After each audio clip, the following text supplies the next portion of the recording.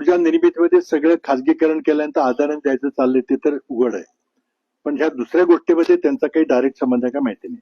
आता हे काय भानगड आहे, मी 19 डिसेंबर का म्हणतोय किंवा मी जेव्हा बोललो होतो की काही बदल घडतील, आणि एक विश्लेषण आहे की मला असं वाटतं की जर बदल घडले तर मग मराठी माणसाला संधी मिळू शकते महिन्याभरात. तर हे महिनाभर का, तारीख का दिली मी, तर त्याचं विश्लेषण थोडंसं मी सांगू इच्छितो. बऱ्याच लोकांनी माहिती घेतली असेल. अमेरिकेमध्ये घटना घडली, म्हणजे घटना घडली म्हणजे बरेच दिवसापासून घडत होती की 1995-96च्या सुमारास एक अमेरिकेतला एक उद्योगपती नाव जेफ्री एप्स्टीन, ह्या माणसानं पुढे येऊन एक तो प्रकाश होतात आला 1995-96 पासून. नंतर पुढं काही वर्षानंतर असं दृष्ट 2000च्या सुमारास लक्ष की हा माणूस काहीतरी बेकायदेशीर गोष्टी करतोय, विशेषतः सेक्स ट्रॅफिकिंग करतोय असं लक्षात आलं. आणि त्या सेक्स ट्रॅफिकिंग मध्ये सुद्धा लहान मुली 13 ते 15 वर्षाच्या मुलींना घेऊन आणि काही राजकीय नेत्यांना त्यामध्ये गुंतवून आणि त्यांना हनी ट्रॅप मध्ये गुंतवून आणि त्यांचे चित्रीकरण, फोटो, व्हिडिओ काढायचा प्रयत्न करतोय असे उघडकीस आलं. काही लहान मुलींनी तक्रारी केल्या कोर्टामध्ये, कोर्टाने चौकशी केली, त्यामध्ये तथ्य सापडलं. त्या जेफ्री एप्स्टीन नावाच्या माणसाला शिक्षा झाली 13 महिन्याची. नंतर पुन्हा आणखी काही मुली पुढे आल्या की आमच्या एक्सप्लॉयटेशन, सेक्शुअल एक्सप्लॉयटेशन केलं लहान मुलींनी, असं त्याच्या पेरेंट्सनी तक्रारी वगैरे केल्या. पुढं त्याची चौकशी झाल्यावर त्या माणसाला शिक्षा झाली, जेफ्री एप्स्टीन. आणि ही शिक्षा झाल्यानंतर त्याला खूप हाय सिक्युरिटी प्रिझनमध्ये ठेवलं, कारण प्रेसिडेंट ट्रम्पचा त्याचा जवळचा संबंध आहे असं एक उघडकीस आलं. आणि त्यामुळे प्रेसिडेंट ट्रम्प हे त्या बाबतीतले काही पुरावे बाहेर येऊ देणार नाहीत असं कळल्यानंतर तिथे अमेरिकेत खूप मोठा गदारोळ गेल्या 5-7 वर्षापासून चाललेला आहे की त्याने काय केलं ते सगळं उघड करा, कोणाकोणाला एक्सप्लॉइट केलं, काय केलं. आणि 101 लहान मुलींनी, अल्पवयीन मुलींनी तक्रारी केलेल्या आहेत तिथं. तर त्याला मग पुन्हा 1916-17 मध्ये पुन्हा शिक्षा झाली आणि त्याला तुरुंगात ठेवलं गेलं. आणि हा फार पॉलिटिकली फार संवेदनशील विषय आहे म्हणून त्याला न्यूयॉर्कच्या हाय सिक्युरिटी प्रिझन मध्ये ठेवलं. अगदी व्हिडिओ कॅमेरे, एका सॉलिटरी सेल, काही कोणाला काही करता येणार नाही. पण ऑगस्ट 2019 मध्ये त्याचा मृत्यू झाला तुरुंगामध्ये. आणि अमेरिकन सरकारने जाहीर केलं की ह्याने आत्महत्या केली. आता ते व्हिडिओ कॅमेरे सगळे होते, लोकांनी सगळे तपासले तर नेमके 2 मिनिटाचा व्हिडिओ कॅमेरा त्यावेळेस बंद होता ज्या ठिकाणी तो मेला त्या ठिकाणी. त्यामुळे बऱ्याच लोकांचं म्हणणं की त्याचा खून केला आणि तो मोठ्या व्यक्तींनी खून केला कारण माहिती येऊ नये म्हणून. आणि हिलरी क्लिंटनच्या सेक्रेटरी त्यांचंही नाव घेतलं गेलं की त्यांनी कुठेतरी करावला गेला. पण ऑगस्ट 19 मध्ये हा माणूस मेला. आणि त्यांनी जे व्हिडिओ चित्रीकरण केलं होतं ते सगळे पुरावे अमेरिकेच्या कायदा मंत्र्याकडे गेले. आता कायदा मंत्री कोण आहेत प्रेसिडेंट ट्रम्पचे, तर पॅम बॉडी नावाच्या बाई आहेत, त्याचा अटॉर्नी जनरल म्हणतात. सगळे कागद त्यांच्याकडे आहेत. आणि त्यांनी एका पत्रकार परिषदेत सांगितलं की या जेफ्री एप्स्टीनची जी क्लायंट लिस्ट आहे, म्हणजे त्यांची जी गिराईक आहे त्याची यादी माझ्याकडे सगळी आहे. कुठल्या राजकीय माणसाला त्यांनी गुंतवलं होतं ते. मग पुढे प्रेसिडेंट ट्रम्पनी त्यामध्ये हस्तक्षेप केला आणि ते काही कागदपत्र खुले करायचे नाहीत असं तिला आदेश दिला. तर त्याचेच कायदा मंत्री आहे त्यामुळे त्यानं ते मान्य केलं. मग ती म्हटली नाही आता आम्ही काही कागदपत्र जाहीर करणार नाही. झालं काय की प्रेसिडेंट ट्रम्पच्या पार्टी जी रिपब्लिकन पार्टी आहे त्याची त्यांच्या संसदेमध्ये मेजॉरिटी आहे. आणि त्यांना असं वाटतं की आपण ट्रम्पचा जो मागा कॅम्पेन आहे, मेक अमेरिका ग्रेट अगेन, आणि म्हणजे बाहेरचे लोक जे आपल्याकडे काम करत असतात त्यांना त्यांच्यामुळे आपले जॉब जातात, त्यांना सगळ्यांना हाकला बाहेर, इमिग्रेशन हाकला. मध्यंतरी भारतातले जे इलिगली लोक गेले होते त्यांना बेड्या घालून परत पाठवलं. ते हे प्रेसिडेंट ट्रम्पचं त्या मागा कॅम्पेन मधलं सूत्र आहे की सगळ्या परदेशी लोकांना हाकलून द्या म्हणजे आपल्या अमेरिकन लोकांना नोकऱ्या मिळतील. तर तिथे गेल्या 4-5 वर्षापासून फार मोठं आंदोलन चाललं की काय भानगड आहे. तर अमेरिकेमध्ये काय ती बरीच खुली समाज व्यवस्था आहे. आता म्हणजे अगदी तिथे 2-4 खून करून सुद्धा माणूस बाहेर जाऊ शकतो, काय होत नाही त्याला. किंवा एखाद्या बायको बरोबर कोणी पळून गेला तरी कोणी काय फार त्याचा विषयच मानत नाही. पण बाल यौन शोषण हा विषय तिथे फार गंभीरतेने घेतला जातो, हे बिलकुल कुणी सहन करत नाही. आणि त्यामुळं मोदींच्या रिपब्लिकन पार्टीच्या खासदारी सुरुवात केली की कागद सगळे उघडे करा आणि यामध्ये जे माणसं जबाबदार आहेत किंवा ज्यांनी हा देह व्यापार लहान मुलींच्या बरोबर केलेला आहे तर त्यांची नावं उघड झाली पाहिजेत. असं एक आंदोलन गेल्या 3-4 वर्षापासून चाललेलं आहे.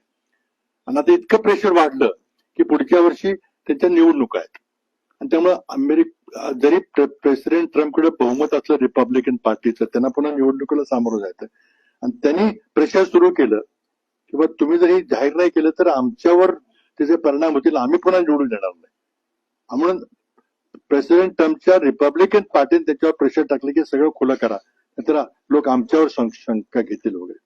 आणि त्या प्रेशर खाली प्रेसिडेंट ट्रम्पच्या पुढे प्रश्न पडला की आता उघडते केलं तर बऱ्याच लोकांची नावं निघतील बाहेर, नाही केलं तर आपल्या पक्षाच्या लोकांचं खूप मोठं प्रेशर आहे.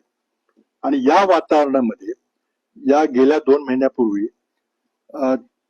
रिपब्लिकन पार्टीच्या खासदारांनी निर्णय घेतला की काय नाही, ते काय व्हायचे ते होईल, पण सगळे कागदपत्र खुली करा. आणि त्याकरता मग रिपब्लिकन पार्टी डेमोक्रॅट दोघांचं एकमत झालं आणि गेल्या 19 नोव्हेंबर 2025 रोजी अमेरिकन संसदेने कायदा पास केला. त्या कायद्याचं नाव आहे एप्स्टीन फाइल्स ट्रान्सपरन्सी ऍक्ट. किंवा तो गुगल केलं तर तुम्हाला सगळी त्याची माहिती मिळेल. मी काही नवीन सांगतोय असं नाही, त्यातलंच सांगतो तुम्हाला. त्या कायद्यामध्ये काय म्हटलेलं आहे की एप्स्टीनची जी तुम्हाला जरी असणार तर त्याची जे कागदपत्र किंवा त्याचे फोटोग्राफ, व्हिडिओ क्लिप्स, ईमेल सगळं जे माहिती आहे त्याला एकंदरीतपणे एप्स्टीन फाईल्स असं नाव आहे. तर ते एप्स्टीन फाईल्स सगळ्या खुल्या करा असा अमेरिकन संसदेनं कायदा केला.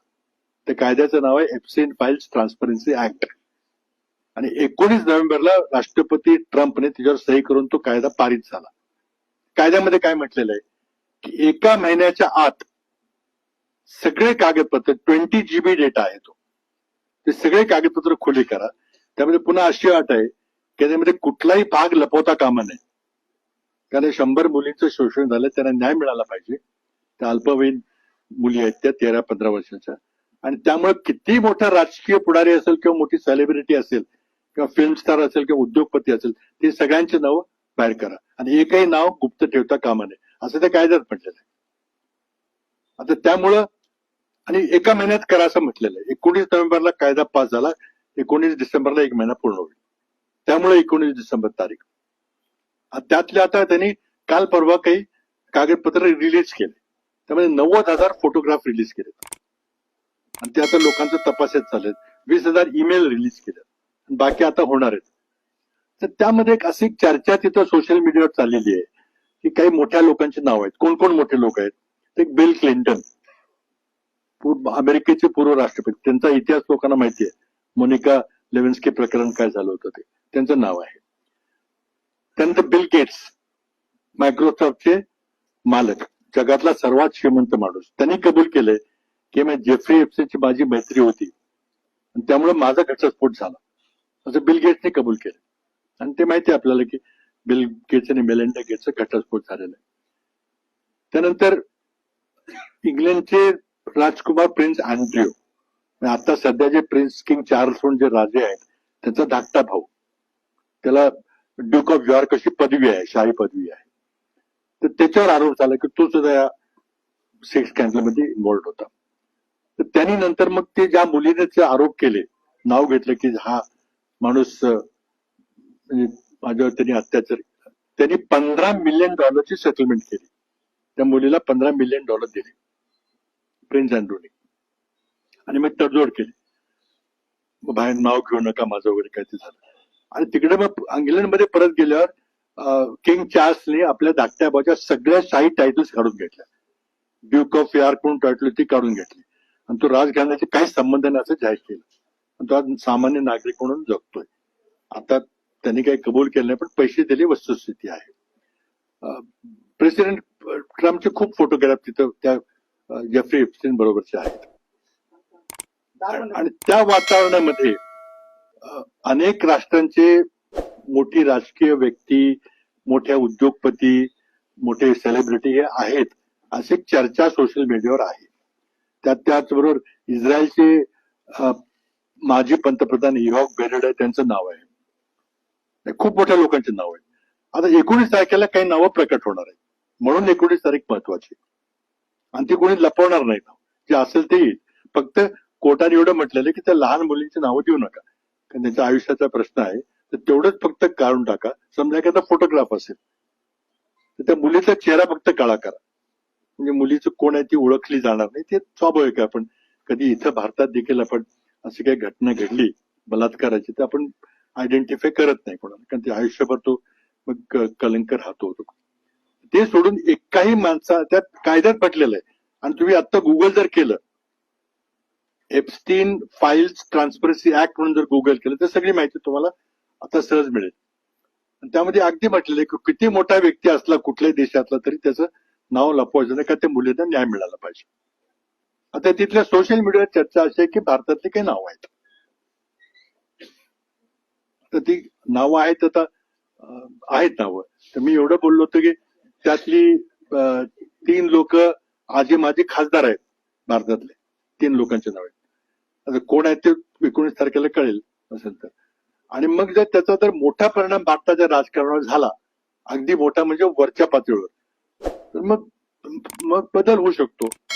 बदल होऊ शकतो, अगदी नंबर 1 पदामध्ये बदल होऊ शकतो. आता नंबर 1 मध्ये बदल झाला तर काही बारामतीचा कोण होणार नाही किंवा कराडचा कोण होणार नाही, कारण आमच्याकडे बहुमत नाही. मग होणार कोण? तर आमच्या सूत्राकडून माहिती आहे की काही भारतातली नावं आहेत आणि ती महत्वाची नावं आहेत.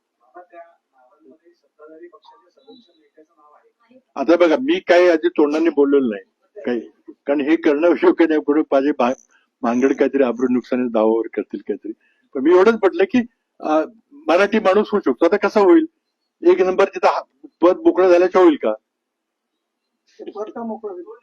ते सांगतो ना मी.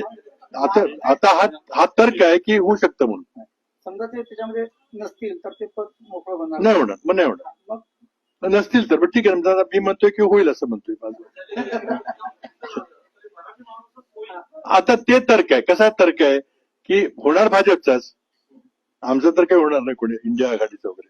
तर भाजपमध्ये तो कोण म्हणतात पुढं? नागपूरचं होणार. हे जर एवढं गंभीर असेल तर मग संपूर्ण देशभरात राष्ट्रीय उलथापालथ का होणार नाही? होईल ना. 19 तारखेची वाट बघा ना तुम्ही. मी म्हणतोय काय सगळं, मी काय मला कोणीतरी कानातून गुप्त सांगला असं नाहीये, हे सगळं ओपन माहिती आहे. तुम्ही आत्ता तुम्ही गुगल करा आणि तुम्ही बघा काय चाललंय ते.